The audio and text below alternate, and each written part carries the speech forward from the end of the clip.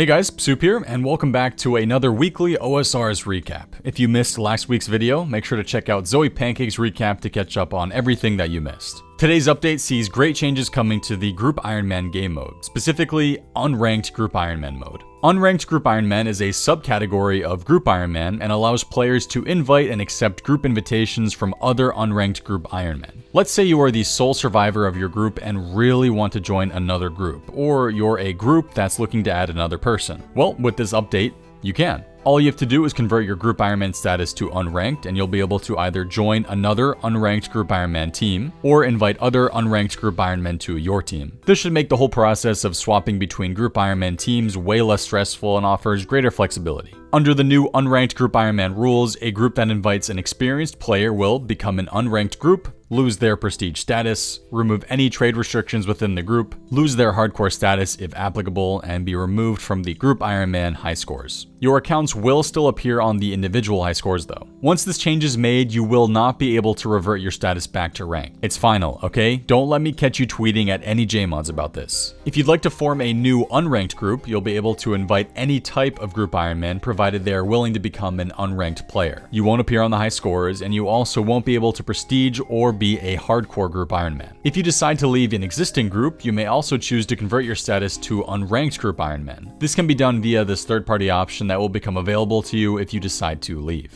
I just want to reiterate that if at any time you decide to become an unranked Group Ironman, it cannot be reversed. You will remain an unranked Group Ironman account for the rest of your life and eternity and forever after and until the end of time. Make sure to check out the news post for yourself in case you'd like to know more about this process. Many of you asked for untradable items like the Bofa or Fighter Torso to become tradable between Group Ironman accounts, and while it is something that the team wouldn't mind implementing, as you can imagine, there are a lot of potential issues that could arise if this change were to go live. They would have to significantly redesign their system for all the changes this would bring. Hopefully it can be revisited in the future with a clearer idea of how it can be implemented. With today's update, Group Prestige should now be available on the high scores. You'll see a little star next to the team's name if they have that prestigious status. Teams that lose their prestige status will have that star taken away. When a group hardcore loses its final life, the high scores will also now reflect that the group is dead. Rest in peace. Group KC on the high scores is another popular request from Group Ironman players, but unfortunately the request is too complex for the team to do at this time. It most likely won't be revisited anytime soon unless significant progress is made. Whilst there isn't currently a new icon to distinguish between Group Ironman and unranked Group Ironman players, it is something they are still able to apply and will most likely be implemented. Here's something kind of cool. If you are a regular Ironman and would like to join a group, that's going to become possible. The team feels it's acceptable because Group Ironman is an easier game mode than normal Ironman, but once again, if you decide to become a Group Ironman, you will never be able to go back to being a normal Ironman, okay?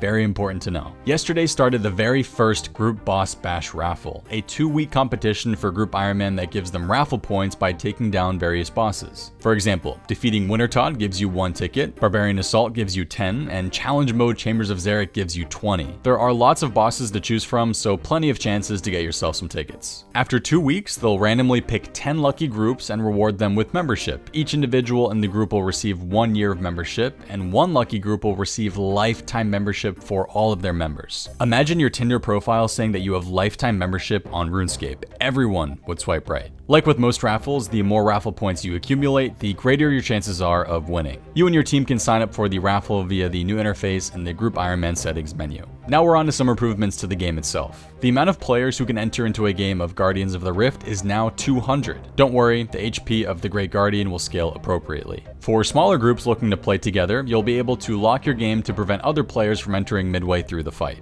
Multiple Guardians can now be made from one pile at the same time, and their creation time has been reduced from 3 to 2 seconds. Finally, the barriers at the minigame now display their HP bars at all times unless they are full HP, and the inspect option has been removed. In today's changes, the Fremenic Elite Reward teleport from Lunar Isle back to Relica is now significantly faster. The special attack animation of the Arc Light and Dark Light no longer disrupt player movement so badly. Full screen mode is now available for all of you Steam client users, and there are a plethora of quality of life changes to the Android and iOS versions of the game. In today's community spotlight, I have some amazing Old School RuneScape artwork to show all of you. First up, we have a progress picture from Ariton, apologies if I said that incorrectly, showing off their drawing progress over the past 13 15 years. The one they made in 2008 is still way better than anything I can make now. Daniel made an amazing piece of art showing off Neve and her skills, and Pbird7 added ancestral hats, master wands, magic capes, and eternal boots to Mew and Gengar, making them look way more adorable than they have any right to. That's going to finish off today's OSRS recap. Thank you all again for letting me host this and watching. Make sure to let me know what you think of all the changes down below. You can find me on my YouTube channel, SupRS, where I make quest guides and scream naughty words on the RuneScape channel. Next week, Jellyfish is back hosting the recap, so make sure to show her some love when her video goes up. I'll see you all again next month.